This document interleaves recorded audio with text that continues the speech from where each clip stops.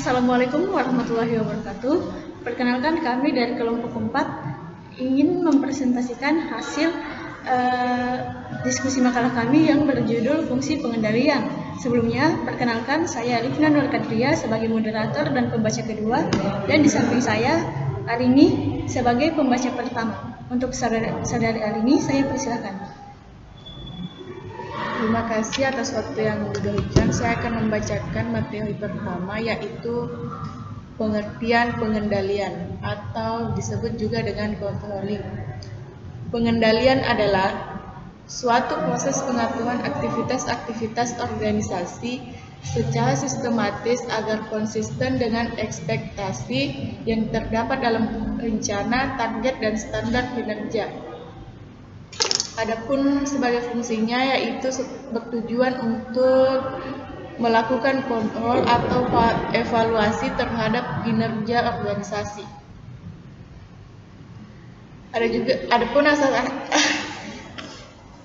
Adapun asas-asas pengendalian, yang pertama ada asas tercapainya tujuan, yang kedua asas efisiensi pengendalian, yang ketiga asas tanggung jawab pengendalian, keempat asas pengendalian terhadap masa depan, kelima asas pengendalian langsung, dan keenam asas refleksi rencana, dan ketujuh asas penyesuaian dengan organisasi, kedelapan asas pengendalian individual.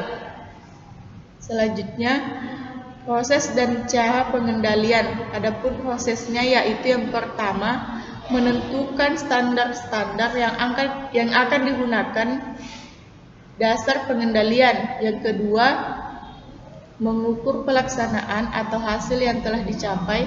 Yang ketiga, membandingkan pelaksanaan atau hasil dengan standar, menentukan penyimpangan jika ada. Yang keempat, melakukan tindakan perbaikan jika terdapat penyimpangan agar pelaksanaan dan tujuan sesuai dengan rencana.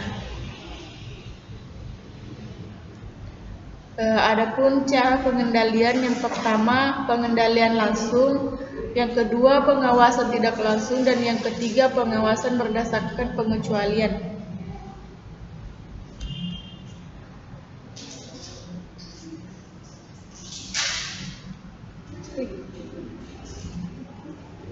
Baik, terima kasih untuk saudari Arini untuk penjelasannya. Selanjutnya akan dilanjutkan oleh saya sendiri. Yang keempat adalah sifat dan waktu pengendalian.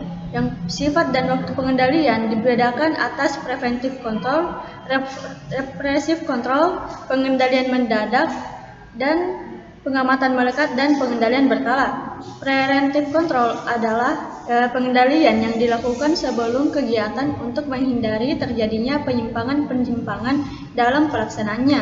Yang kedua, repressive control adalah pengendalian yang dilakukan setelah terjadi kesalahan dalam pelaksanaannya dengan maksud agar tidak terjadi pengulangan kesalahan sehingga hasilnya sesuai dengan yang diinginkan.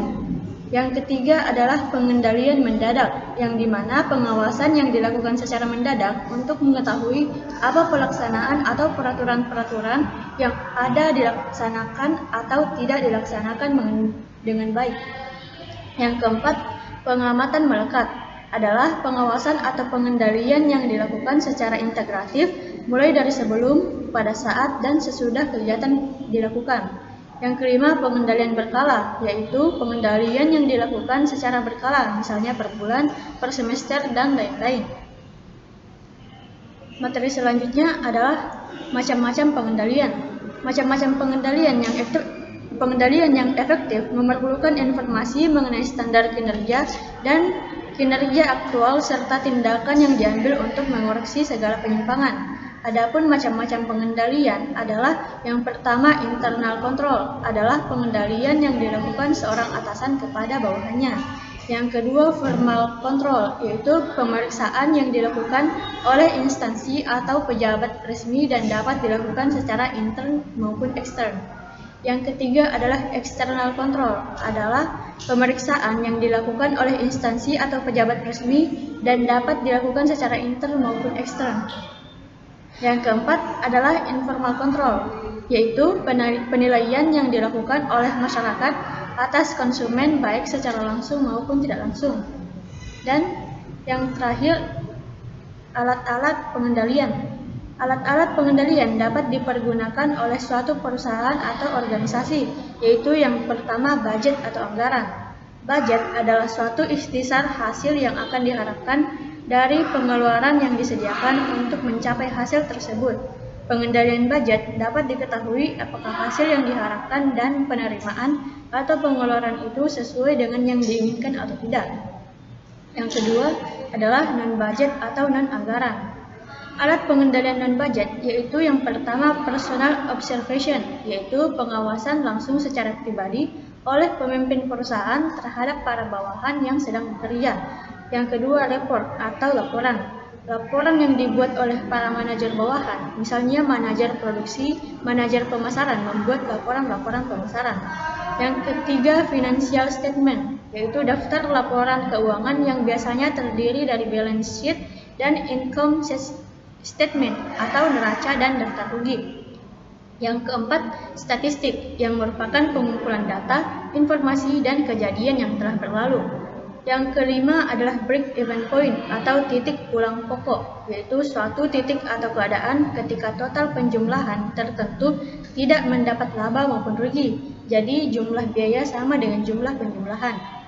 Dan yang terakhir, internal audit, yaitu pengendalian yang dilakukan oleh atasan terhadap bawahan yang meliputi bidang-bidang kegiatan secara menyeluruh yang menyangkut masalah keuangan.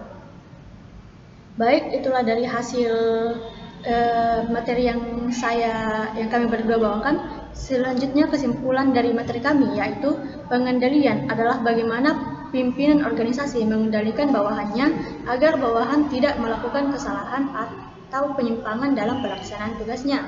Asas-asas pengendalian meliputi asas tujuan, asas efisiensi, asas tanggung jawab, asas pengendalian, asas refleksi rencana, asas penyesuaian dengan organisasi, dan asas pengendalian individual. Proses dan cara-cara pengendalian meliputi penentuan standar, yaitu dengan membandingkan hasil dengan standar yang telah ditetapkan.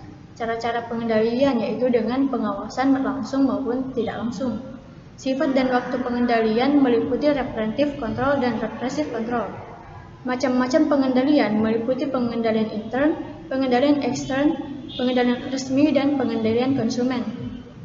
Dan yang terakhir, alat-alat pengendalian meliputi budget dan non-budget.